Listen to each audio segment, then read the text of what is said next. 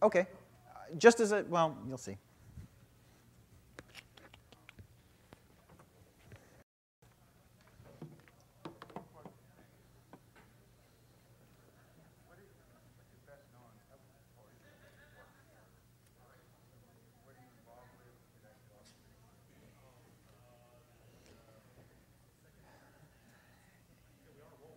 Okay, well, then I will commence, blinded by the lights. Hi, my name's John Bellinger. 3 years ago, my best friend from college and I co-founded a startup called LLC. We design and make power electronics. We do hobby robot parts. We do DC-DC converters for mostly hackers, things of that nature, and we do radio control airplane stuff.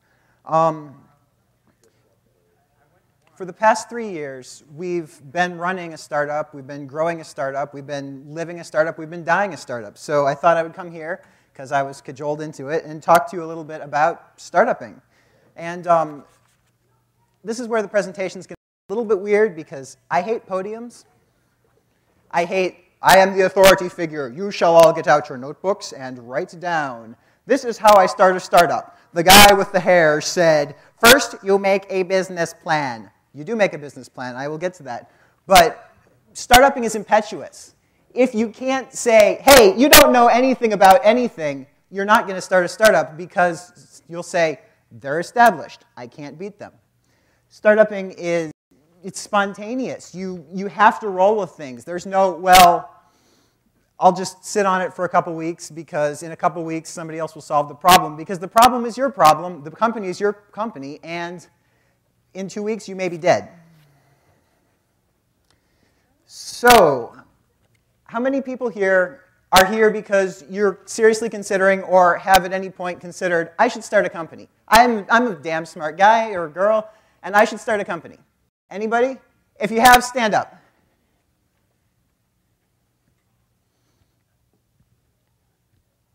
Okay, of everybody standing up, how many of you own a house? No, you can stay standing up. Raise your hand if you do. Okay. Whoever owns a house or doesn't own a house, how many of you own a car? If you own a car and you're thinking of starting up, stay standing up. Sit down if you're willing to lose both. Startupping is hard. There's really no way you could prepare yourself for it, but if you're not willing to go all in every day, and by all in I mean in the poker sense, this is all my money, this is all my effort, this is all my time, these are all my relationships in the world, and they're in the pot, I can't get them back except by winning, then startupping is the way to go. If you can't do that, get a job. It's more lucrative, it's faster, it's a hell of a lot easier. Okay, so having started here, this is my talk, these are my rules, and the rules are you have to be interactive. The reason I started a startup, well, I'll get into, but part of it is I thought I was more clever than whoever was doing whatever I was doing before. So if you're going to start a startup, you have to think you're more clever than me. So at any point, for any reason, interrupt me. Say, hey, blonde dude, or John, or yo, asshole up front. I want you to stop. I want you to give me information. I want you to tell me something. I want to argue with you. If nobody interrupts me for too long, then I'm just going to stop. Isn't it? Why not? I've started companies. You do not have to sacrifice everything. You can start, 2 hours a week. I mean, you can do whatever you want to. Is this not hot? Yeah, no, just keep talking. Okay, that's cool. Now it's hot. You can start a company 10 hours a week and build it up until you can step out of your job and do it. I'm going to disagree with you. I'll get back to that. Or do you want to do that now? No, sure. It doesn't matter either way. Okay, I'll get back to that, because I'm going to disagree completely. But this is the great thing about startups. I'm not necessarily right. He's not necessarily right. If both of us live off of our income, we're right. And if neither of us live off our income, we're wrong. There is no, well, I'm being underpaid here in a startup, and there is no, I deserve better in a startup. There is whatever you can get by clawing and scratching and fighting and biting and kicking and whatever methods you have to get to. The great thing about startups is there's no, well, somebody screwed me out of it. Did somebody screw you out of it? Hell yes. People try to screw you all the time.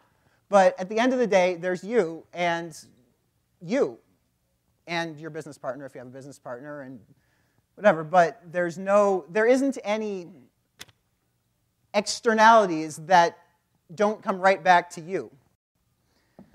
So, yeah, if you want to interrupt me, great, because I love to debate, and I'm not necessarily right. I have 3 years of startup experience with this one under my belt. I haven't gone bankrupt yet, but we could tomorrow. So interrupt, interact, say you're wrong, or say I want more information. I know a few things anymore because I've been doing it for 3 years. So if you're seriously thinking about starting a startup, ask me. I'm not offended if you say, what do you take home in a year? Not a hell of a lot. Okay, so why did I do this? Why did I say there's not going to be any me working for Lockheed Martin or whatever? Why did I start a startup? And the reality of the situation is I started a startup because I graduated college with a degree in mechanical engineering in 2004. The people who were hiring were defense, defense, defense, defense, and defense. I don't have anything against defense necessarily. Defense does have something against me. You walk in and say, hi, I'm real clever. I'm going to work for you on a missile system. They'll be like, hi, you've got hair halfway down to your ass. You're blonde, you're impetuous, and you don't like traditional power structures. We're not hiring you so much. So why I started a startup is partially because it had been something I'd always been planning on doing. This was part of the problem in the interview process. Hi, what do you see yourself doing in 5 years? Running a company? Oh, well, we'll get back to you. The correct answer was engineer grade 3. The hell did I know? So anyway, senior year, I graduated with all these. I graduated from Carnegie Mellon University with great commendations, and I won some award saying, you are the greatest engineer of your graduating class. Thanks, now I'm unemployed. So anyway, a buddy of mine and I said, okay, no time like the present, we'll start a company. That was May. We legitimately starting the company in that we were incorporated in November. What did we do in the interim? In the interim, we did a number of things, which are very important groundwork, which I'm going to go over, because if you're starting a startup, you kind of need to do this. And if you want to disagree with me, knock yourself out, because that's what I'm here for. But first thing you need to do if you're starting a startup is write a business plan. It's boring, it's bullshit, it's absolutely not going to have any basis in reality, but if your business plan doesn't say, yeah, I'll be a millionaire by the age of 30, your chances of being a non-homeless guy by the age of 30, not so hot. So you got to write a business plan. And there are any number of ways to write a business plan. Ours was actually fairly involved because we were doing a tech company. So we actually, before we started, said, these are the markets we want to be in. These are the products we're thinking of making. These are how long it will take, it'll cost. We did about 6 months of pre-company product design, product development, research. What can we actually do? And the other question that we had to answer was, how do you do this? Because we were engineers, we were newly minted. We knew some about very little. Did we know anything about the mechanics of manufacturing thousands of surface-mount electronics? No. Did we know anything about hiring managers? No. Did we know anything about, well, really anything? And the answer was, not a hell of a lot. We knew some technical stuff. They taught us technical shit. They don't even teach you that. No, they taught us how to learn technical shit, I guess. Say again? You don't get your ROI from college. I'm not going to say that. If I hadn't gone to college, I would definitely not be standing here because I wouldn't have had the technical skills that have gotten me through my lack of understanding of business things, have gotten me through my complete lack of the technical stuff, because my company was started by 2 engineers. The technical stuff is our core. That's what we come back to when we're screwed. And being a startup, you know how often you're screwed? Always. You are always one misstep from, well, I guess I'm thoroughly fucked. And that's how you live, and that's how you live for the entire time you're going, because as you grow, you know, thoroughly fucked might be some guy didn't pay me $500 2 years ago. Thoroughly fucked is, right now I have a customer who ordered $9,000 worth of stuff, decided, oh, I'm an idiot and don't know how to make it work. It's custom for you, so I can't send it back, but I'm not going to pay you. Okay. Do I have a resolution for that one? No. But that's not, you get to the point where you're growing, you're growing, you're growing. The whole time we've been 2 weeks, maybe a month worth of no revenue from dead. And your 2 weeks of revenue goes from $500 a month to $40,000 a month, which is where we're sitting right now, but we're still 2 weeks from dead. Now what I'm going to get into is I'm going to disagree with you about starting full time, because this is one of the things that I'm 26 now, I've sort of started 4 businesses. Way back when was dial-up and there were BBSs, if you can remember that, when I was about 14 or so, I was running a BBS. I think probably half the people here were running a BBS. We decided, we're going to get into internet access just because there isn't so much around, and blah, blah, blah, and local content was the hot thing. And so I was 16, I was trying to be in school. My brother was 14, trying to be in school. That tanked. That tanked so hard it wasn't funny. And it tanked because one, we're 16 and 14. We didn't know what we were doing. 2, we didn't have the time to devote to it. I also contracted my way just doing odd jobs through high school, parts of college, decks, blah, blah, blah. That I was doing part-time. That made some money. In college, my brother again and I did an online game. It was for the time, massively multiplayer online game. It had about 100 people at the peak. It's still running. It's got about 40 now. We started charging for it. We made a little bit of money. We probably could have made a go of it if we were doing it full time. But I was in college. He was in high school, actually. And we didn't. And as a result, it didn't fail as such, but it never really thrived. And so when we were doing this one, there was no conception of, well, I'll just do this kind of part-time. And we work in the hobby industry. The hobby industry, airplanes, robots, hacking, electronics, things like that, is full of little companies that guys are doing in their spare time. And I'm going to say it doesn't work. It doesn't work for one very important reason. You grow to the point where you die. If you're working 2 hours a week, then when that gets full up, you work 4 hours a week. When you're working 4 hours a week, that gets full up, you work 6 hours a week. You're still working your regular job, and because you're working your regular job and doing this on the side, you haven't raised a whole heck of a lot of money, most likely. If you did, grand. But chances are you're saying, well, this is kind of a hobby. This is what I'm doing for fun. This is what I'm doing for gratification because my job is boring. I do whatever I do. And you see a lot of companies like that. And what happens is they grow to the point where they can't ditch it for their regular job because they're not making enough money and they haven't done the financing rounds. They don't have enough money to say, well, I can make a mortgage payment on my 4-week job. That's on the side. But they can't not grow because if you don't grow, where are you going? I mean, if you're a plumber, growth is kind of, yeah. Don't raise your hand. Just yell out. Well, the problem with that is that that's because their management isn't scaled for their growth, right? They're still acting like an individual contributor. Right. Business relies on their individual contribution every day. You have to learn the art of delegation. It's all about, I agree. So I own a successful business. Okay. That I could actually pay. Well, I do pay actually a mortgage for one of my houses based on the income from that business. Right. And I don't run that business every day. Really? What do you do? I manage the people who. No. I mean, what does your business do? HIPAA compliance audits for healthcare firms and law practices. So we also offer a wide variety of vertical services to bring you back into compliance, of course. Fantastic. So what I'm really hearing you saying, what I'm hearing is, it depends. It depends on what you're doing. It does. If you're in the hobby industry, is a big difference than if you're a consultant or if you're making mainstream business software. There's a lot of difference. And a lot of it depends. No problem. And a lot of it depends on your business skill. Yeah, I'm going to agree with you there. I could probably right now start a company part-time while doing mine. But when you're a startup, when you are at the very beginning of your process, you probably don't, if you're coming from my perspective as an engineer, coming from many of the people here's perspective as an engineer or an IT guy, you probably don't have a lot of business skills. Do you agree? Yeah.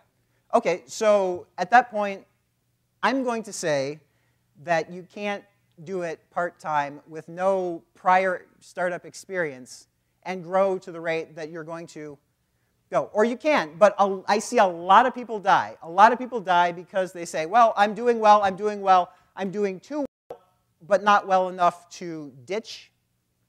And at that point, they're squeezed for time, and the only thing that's really, really valuable in a startup is time. So anyway, I'm going to go back to my experiences. This is kind of how I'm going to run the talk. Is I will kind of talk on my experiences for a while, what I learned personally, and then try to generalize. And if people want to disagree with me, then I'll roll with that. Okay, so 2004, I graduated. No job, no prospects, no. I've got a little gold star saying, yeah, you're real smart. So what did I do? I moved back with my parents. That was the hardest thing I have ever done, personally, just for my pride. You and 70% of every other college graduate. Yeah, but me and 70%. I got a degree in fucking engineering. The whole social contract was, you get a degree in engineering, you get a job. You get a degree in engineering, you get a job. Didn't happen, didn't work out. But the point of moving back in with my parents is I didn't see any other way that I could cut my living expenses low enough to pull off startupping while doing it. So one of the important things to remember is you have to go all in, even if you're doing it part-time. You have to be willing to say, this is what I'm doing, and this is where it's going, and I'm not being a pussy about it. I will do whatever I have to do to make this thing work, because if you're willing to do whatever you have to do to make the thing work, the thing isn't going to work. And the thing isn't going to work because all there is you. So we moved back in with my parents. We started business planning. Or I moved back in with my parents, rather. Yeah, fortunately, my business partner, his parents are somewhat wealthier than mine, so they were just like, here, have some money. Live. Not jealous at all, whatever.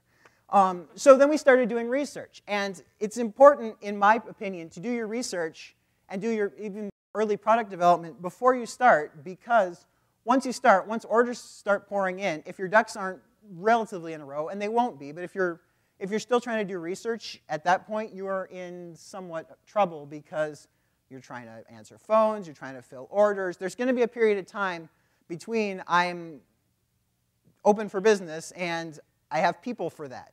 And during that time, the amount of actual technical work you can do is depressingly, depressingly low.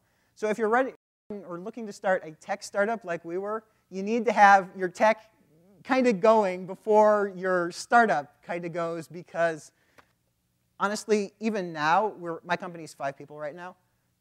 I spend maybe 25% of my time doing engineering, maybe. I agree, but if you're running the company, that's what you're doing. I mean, that's the unfortunate part. Yeah. The more you become a manager, the less actual real stuff you do. Yeah, no, and I agree with you 100%. But if you're making a tech-based startup, your tech is where you're going from. And if your tech is where you're going from, your tech has to be better than the next guy. Part of when you're starting up is you need to pick a niche, and you need to pick a niche where you can beat the established competition with both hands tied behind your back. Not even one hand. I'd disagree. Stop it. Okay. Disagreeing is good. About necessarily saying your tech has to be better than it. Okay. It depends. I mean, kind of the key example there is McDonald's makes really horrible, crappy hamburgers, but they're everywhere because they have really good business processes. So if you can deliver consistent products that are mediocre, frankly, a lot of times that'll take over in the market opposed to developing a superior product, but that you can't deliver consistency on a wide scale. But your tech isn't your product in that point. Your tech is your business process. Okay, fair enough. You have to find, what can I beat the established people? What can I beat with both hands tied behind my back? Because one hand, I don't know how to manage, and I don't know how to run a business. Other hand, I have no money versus the guy who's been established for 10 years. So now, who can I kind of kick to death? So one of the great things about now, as opposed to 50 years ago, is the internet, honestly, lets you be much nichier, especially at first, than, you don't like nichier as a word? I love it. Okay, you can be much nichier. Absolutely. You can be much nichier than you could have been when your customer base was the guys who can drive to me. And that's good, because you can find a little niche where there's maybe one guy who hasn't improved in 20 years, he's kind of complacent, and you can go beat him. And that's, in my opinion, unless you have buku bucks and million-dollar venture capitalists and 4 successful businesses started to your name, in which case, what the hell are you at my talk for? That you need to beat somebody who you can beat hobbled, completely hobbled, because right now, my business could beat another business, even if they had better tech, like you said, because we know what we're doing now, versus we didn't 3 years ago. When you start, you are not going to know what you're doing. You are kind of going to be fumbling and groping, and you need to have something where it's so good that you can beat people who actually know what they're doing while you fake it. And 2004, we started up. We actually had no revenue in 2004. We incorporated, we got facilities, we got processes. We actually manufacture all of our products in-house. And right now we make about 2,500 little electronic boards a month. And so we had to learn how you do that because I'm a mechanical engineer, my business partner's an electrical engineer. Neither of us has any manufacturing experience. So that's what we were doing in 2004. We were setting up, we were ready to go. Come 2005, our business plan said, hey, you're supposed to be selling, selling, selling. And we're like, well, shit, we ain't even got products. So your business plan is a lie, but if your business plan doesn't say, I'm going to be rich next year, you're not going to, never. What our products are the most handmade? Are they made in Malaysia, or how do you? No, our products are made in Akron, Ohio. We have an automated SMT line.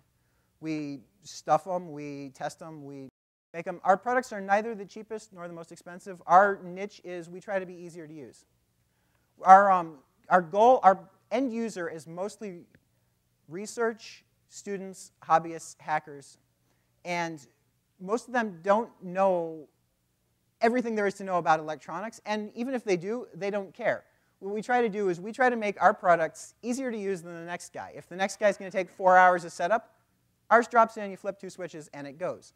That's kind of the niche we've tried to get into in power electronics. And the reason we got into our niche is because what was there sucked. It sucked to the point where we could beat them with both hands tied behind our back. And at this point, we're kind of established. But no, our particular niche, we try to compete a little bit on price only because our competition is hand-assembled for the most part, especially in the hobby robotics part. And we are being machine-built. We can eat their lunch on cost. We also, because we're doing it full-time, much of our competition is doing it kind of, well, I make a couple of them in my spare time in my basement. And because of that, they're using very integrated solutions. They're using driver chips where we're building the whole thing out of FETs. You know, our time into a product that they might have spent 100 hours designing is 2,000 hours. But as a result, our per unit, we can eat their lunch. But price is not the way to compete because if all you've got is price, China can beat you on price. China can always beat you on price, regardless of how clever you are, because exactly, it is a bad game to play. If you say, yeah, if you say my goal, my plan, what I can do better is I can be cheaper, come up with a new plan. It's an excellent, excellent point. You can come over here.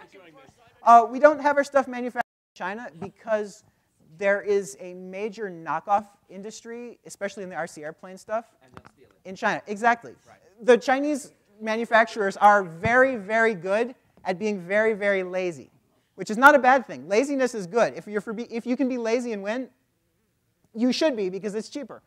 But it's true. They don't invent other things in other countries. They steal ours and make it better. It's true. They don't even necessarily make it better. But we've had competitors who've said, hey, I'm going to have my stuff manufactured. It's a $30 product. All of a sudden you say, wow, there are $10 exact clones coming out of China. How the hell did that happen? Can they buy one of yours now and knock it off? They can, but they don't. Because if you send them the schematics, the boards, the everything, it's much cheaper to say, well, you know, take the one from the competitor who has said, make it in China. If China knows how to make it, because you gave them all the information to make it, they're just going to make an extra couple thousand, an extra 100,000, yeah. I'm doing research on hardware keyloggers. I noticed some of the ones I'm getting are from foreign countries, and the IC chips have been sanded off, so I can't see what part numbers are actually in them. Yeah. Is that one of the reasons they do that, is to keep people from easily cloning them? That's why people do that. it's not really that great an idea because there's a giant cloning stuff industry in China. So if they want to clone it, they're going to. You can't prevent that. But the reason we manufacture in-house is mostly so we don't get knocked off, and partially because that's just kind of the way I work. Is I prefer to have control over the whole process, and I prefer to have, well, if it can be made, I'll make it, instead of some guys, well, these are our manufacturing tolerances, and you can't do anything weird. We manufacture in-house so it doesn't get ripped off, and we manufacture in-house so we can do weird stuff. And we do some weird stuff simply because partially we didn't know that we shouldn't have done the weird stuff, and partially because it's fun. It's because it's fun, yes. I'll take that. I'll definitely take that. So in 2005, we were growing exponentially. So our growth rate was great. Our absolute numbers were small. The entire year of 2005, we did about $35,000 in sales, which was not, business plan said, hey, you're supposed to be making $250,000, but the business plan lies. The business plan is a convenient lie that says, if everything goes well, and I know what I'm doing, here's what I'm doing. If that doesn't, if your business plan numbers aren't great and huge and grand, your real numbers won't work. But I'm going to share with you a little story from 2005, which is a little bit about being a startup and a little bit about the industry I'm in. 2005, August, September, we were doing about $5,000 a month in sales, which is not, and we were making like $250 as a month in salary, but we were growing. Then you had a couple of hurricanes hit. We're in the hobby industry. We're in the research industry. We are completely based on discretionary income. The price of gas went from, what, like $1.80 to $3.25. In the month of September, we had done $5,000 in sales. We had about $5,000 in the bank, and we were burning through about $5,000 a month. In the month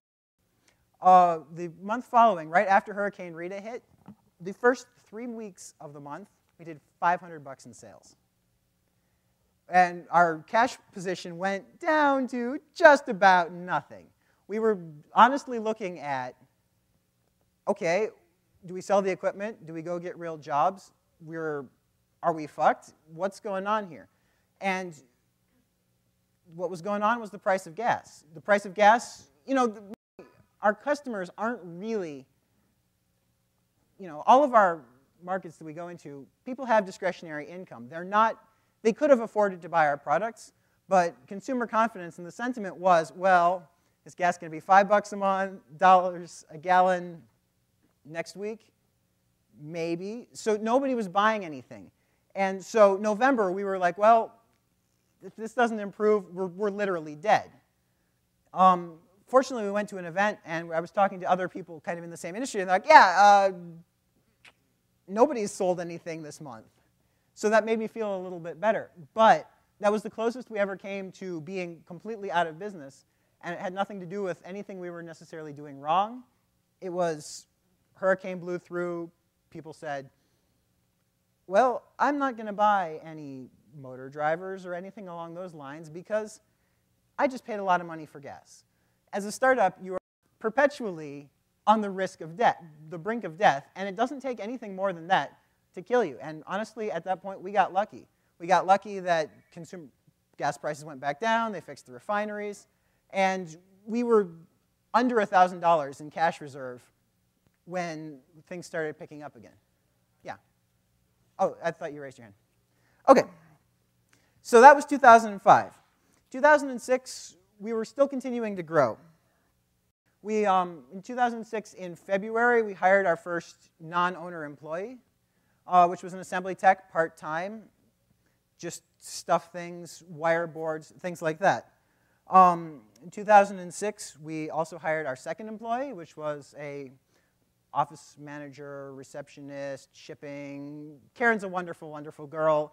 Part of working in a startup is you have to wear a lot of hats. You can't say, well, this is my job. I answer the phones. Okay.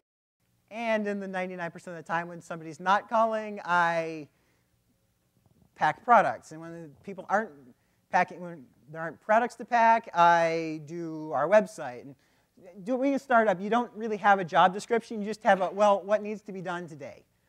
It's one of the advantages of being a startup is you get real broad. The disadvantage of running a startup is you don't get very deep. So you have to learn to know a lot of things, and you have to be able to jump. You have to be able to jump really fast. Okay, well, that just caught fire, so I'm going to have to stop doing this. Go to Google. How do I put out a fire? Go to Home Depot. I need a fire extinguisher. Go over to the fire and say, you are much bigger now. Go over to the fire department and say, I have a problem. Which, you know, it's a fallacious example, but that's the sort of thing you have to do, not necessarily with fires, but all the time in a startup is, okay, what's going wrong? How do I fix it? I probably don't know how to fix it because I may not have encountered it before. So you have to be constantly on your feet, and you have to be constantly learning. And you have to be willing to wear any hat from janitor to machinist to throw on a suit and give a presentation to the Cleveland Cavaliers for some customer, which I did a couple of months ago. So we were continuing to grow. 2006, we were growing. And at some point in 2000, I really stopped being an engineer, and I started being a manager, because when you're just working for yourself, you know what's going on, you know what you need to do. The thing with employees, and employees are wonderful, and I love them, and they absolutely make your hair turn white, is you have to kind of think for them or ahead of them, or instead of saying, well, I'm me, I'm designing this thing, you say, well, I'm me, I'm designing this thing, I'm Tom, putting together this, I'm Karen, I'm doing this, I'm Alex, I'm doing this. You know, the guy in charge, one of the difficult things about startupping is you have to run from doing everything to still doing everything through other people. You have to be kind of living vicariously in a number of places, because the hard thing about having employees is if the employee doesn't have something to do, what they're going to do is, hey, 10, 8 on the 9, and that's not really their fault. If you can't manage, you should not design a fast growth startup, because at some point you're going to have to. It's not their fault if they're playing solitaire, because you didn't give them anything to do and you still have to pay them. So if you're starting up, if you're a startup, if you're to the point where you have employees, which if you're not really a startup, you're more of a small business, because the whole point of a startup is to grow and grow and grow and grow and grow, and then have a private jet and a mansion and hookers and blow and whatever's driving you. So you have to manage. And in 2006, what we also started really pushing up against was burnout, which is not something I've actually fixed yet, but you know, you're working 14-hour days. You're making, at that point I was making what, like 25 grand a year? When you figure that one out. How to fix the burnout? Yeah, it's something which you need, if you're thinking of getting into a startup, you need to know that you're not going, it doesn't get easier. It doesn't get easier if you say, well, I've got $1 million a year in sales. Well, great, now I've got $1 million a year in expenses that I have to make happen. It doesn't, I don't think there's a point where it gets easier, and it really just kind of seems to get more and more and more difficult the larger and larger and larger you grow. So you have to be able to deal with that. You have to have coping mechanisms, because otherwise that's an easy way to die, and it's something we're fighting against real hard right now. I took up skydiving. Why? It's kind of relaxing. So 2007, now what we're pushing up against, what we're worried about, our problem is right now we're capacity constrained. The machines we bought in 2005, 2004 aren't really big enough. Our facility isn't big enough. We don't really have, I don't know that we can afford a 2-week downtime while we say, go get new machines and move. But at some point, you come to a spot where you say, well, now what? Right now, we are finally, our business plan we wrote for 1 year. 1 year of business plan. We're off our business plan now. We're past our business plan now. At this point, we're kind of at a transitional phase. We need to either get a hell of a lot bigger, or sell, or those are pretty much our options. Get bigger, sell, or die. Those are always your options in a startup, but you get to a certain point, at some point, when those are your only options. You can't just continue on, and because the whole game is fast growth, and when you bump up against something, what do you do? And that's kind of where I don't know. I don't know exactly, because we haven't done that yet. At this point, I'm kind of like, well, this is what I did. Where am I going? Bigger, I think. We're kind of in talks with one of our competitors. He's making, oh, I should buy you motions. Would I sell? Maybe. Depends on what he gives us money for. Well, you know, if his offer's right. Right. Yeah, if he backs a truckload of money up, we say, hey, yeah, I'll go live in Kansas. Grand. If he says, here, 200 grand for your business, I'd say, well, nice talking to you. But you have to be open to your options, but you have to be able to say, I'm at a point where this is a transitional point. I need to make a decision here. Honestly, I wish we had made a 3-year business plan, which would have taken 9 years, back when we had the time and the relaxation and the freedom to just sit there and be like, okay, what would all be other clever products? You know, the farther out you plan, the less bearing on reality it gets, but it would be nice. It would have been nice, in hindsight, to write a longer plan. I'm going to talk about a couple of other things in startupping. If you're married, I don't know how many people here are married, and you're thinking of doing a startup, in your business plan, put your divorce. I'm not saying you're going to get divorced. I am saying if you say, well, I'm going to live off my wife's income while I do this, you're fucked. Because startupping, it's hard enough, and it's hard to relate to. So if you aren't prepared to lose that, you probably shouldn't do it, because you will change in the course of running your startup. I wasn't married. I was actually engaged to a lovely girl. And for 2 years, she kind of stuck through the whole startup thing, and now I'm single. It happens. You need to be able to risk that. I don't know how many people that's speaking to, but there are a lot of divorced business owners. And it's not necessarily because you were workaholic, because you don't have a choice. It's not necessarily because you're a person. It's just you have to be able to realize that if I'm starting a business, I'm starting this business, and I don't know who's going to be around me when the business succeeds, because it gets kind of weird. My last thing is, you know, you're talking to me, you're listening to me, you're arguing with me, which is fantastic, thank you. You know, are we rich yet? And I could say, well, my accountant says on paper, but not really yet. I'm making almost an engineer's salary now. We're making payroll. We do payroll for 5. I could probably say, yeah, this is a win. But if you're running a startup to satisfy your ego, that's a good way to go. If you're running a startup because it's true. If you don't have an oversized ego, you're not going to say, well, I can be better than you know, dude in a suit and. Yeah, running a startup for an ego is a grand thing. Running a startup for, you know, just this is something I need to do, that's a perfectly valid thing. If you're saying, well, I'm going to do this because I want to be Scrooge McDucking through gold coins, you know, surrounded by scantily clad women, doing lines of blow. Yeah, it's a great dream, but it's a bad way to go, because in a couple of years you'll say, well, where's the coins, where's the blow, where are the women, where's my mansion? Well, you know, it would be much easier to do that if you simply worked a job, got off at 5 in the afternoon. I work about 12-hour days, for whatever that's worth. Yeah.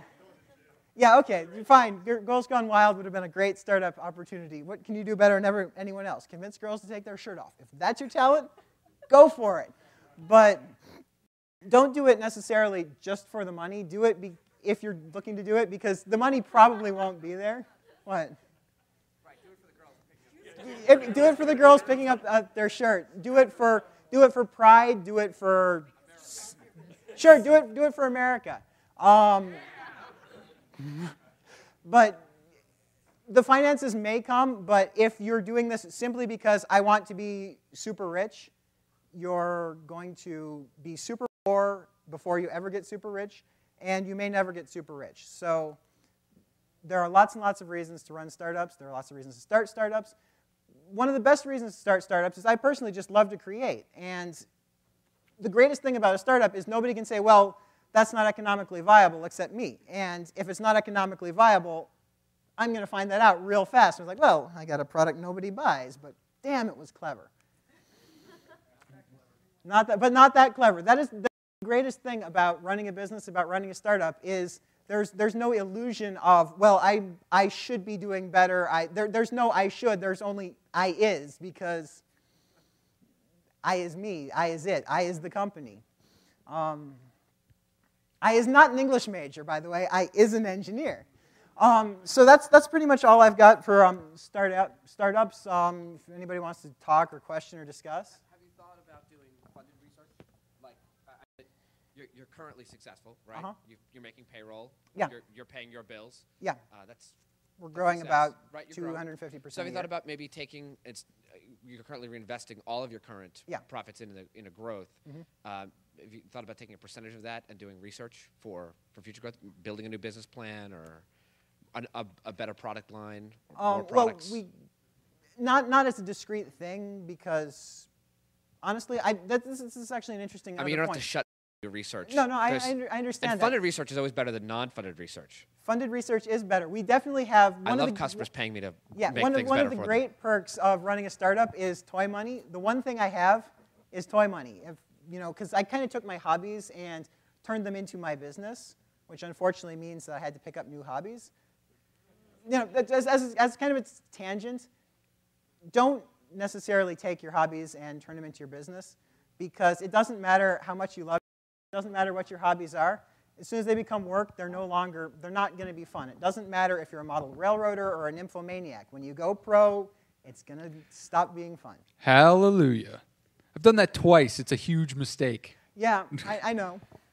You will learn, if you don't learn the lesson the first time, you will learn it the second time.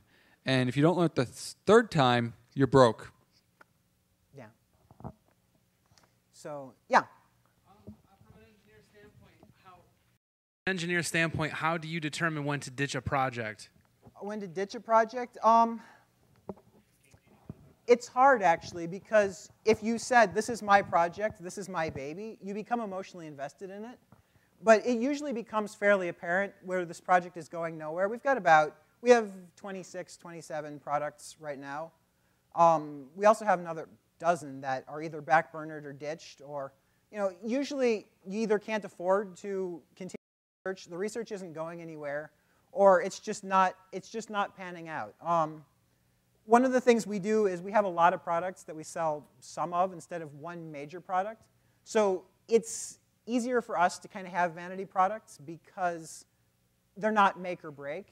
I'm not sure I have a good answer for when do you ditch, except that if you've been doing it for a while, it'll become pretty apparent that maybe this is clever, maybe this is cute, maybe this is intellectually gratifying, but it's just not gonna turn a profit for me. But if you want to follow a project to the ground, it's your business, it's your prerogative. But usually it's pretty apparent when this isn't going to work, this isn't hacking it, this isn't going to do it. But I don't have if you've invested X amount of dollars, I don't have a formula for that as such. But if your gut says ditch, ditch. You kind of have to get good gut feelings about what's going to work and what's not pretty quick. Yeah. Make the mic girl work. Which one of them was it? Back corner.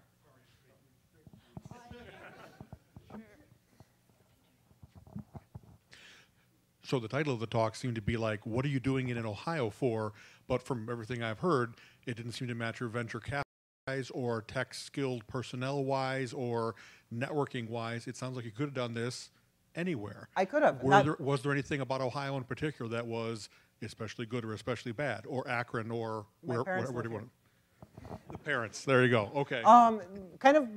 Part of what I would have liked to have gotten to, but I'm kind of a space cadet, so I didn't, is it doesn't really matter, would have liked to hit it hard, it doesn't really matter anymore where you are unless you need more highly skilled labor. If you need oil drillers to make your product work, Ohio's not going to work. But if your core of your skilled talent is yourself, you can pretty much locate anywhere. And Northeast Ohio is beautiful with lovely weather and temperate climates, and the cost of living is fantastic. That is a very good point. The cost of living in Ohio is almost as good as the South.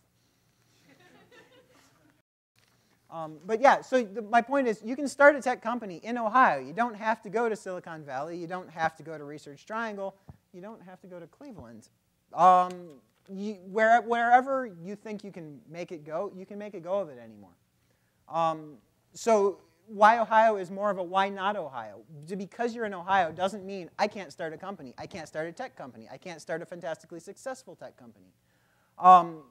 So the fact that you're in Ohio and the fact that I am in Ohio doesn't disqualify anyone from anything. The fact that the business climate may suck. The business climate sucked when I graduated and we started. It doesn't disqualify you. Only thing that disqualifies you is you. And that's the great thing about startupping, is why Ohio? Why not Ohio? You're here, you're established, make a go of it. Yeah? You know, I wanted to mention that you had mentioned that you were required to have a business plan. 11 years ago, I started a tech startup company and went to the bank to get my first round of financing, which I got with a co-sign with my father.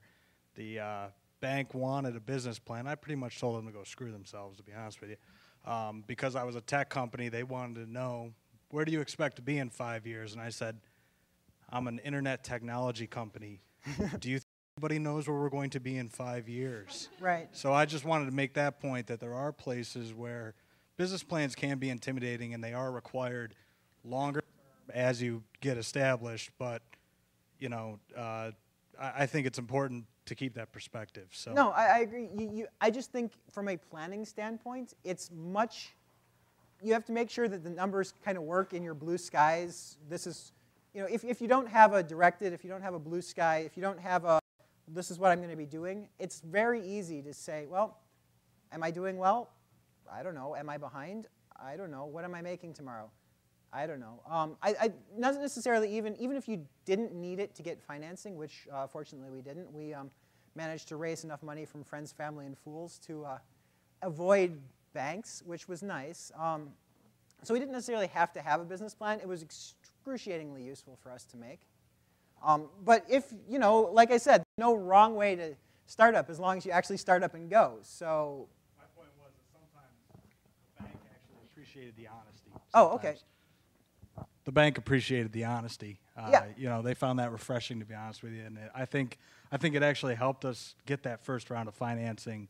When you said, I have no idea. You know, because everybody comes to them with some bogus, you know, to be honest with you, BS. Yeah, no. Business plan. So business plans are 100% BS, but I personally think they're very useful BS.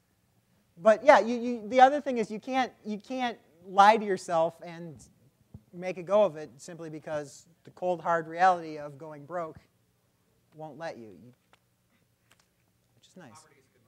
Poverty is an excellent motivator. One of the questions is, if you're not broke, how do you stay hungry? And that's one of the ones maybe in a couple of years I'll come back and be like, hey, here's how I motivated myself to keep going. Because right now we're doing well enough that I'm semi-comfortable, and God damn it would be easy to just get lazy.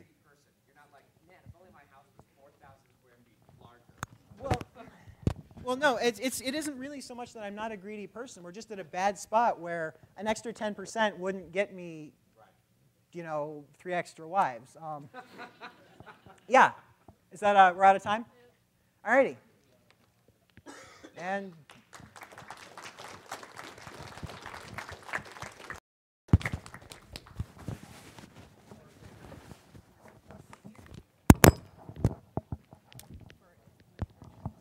oh, yeah. No, you should have.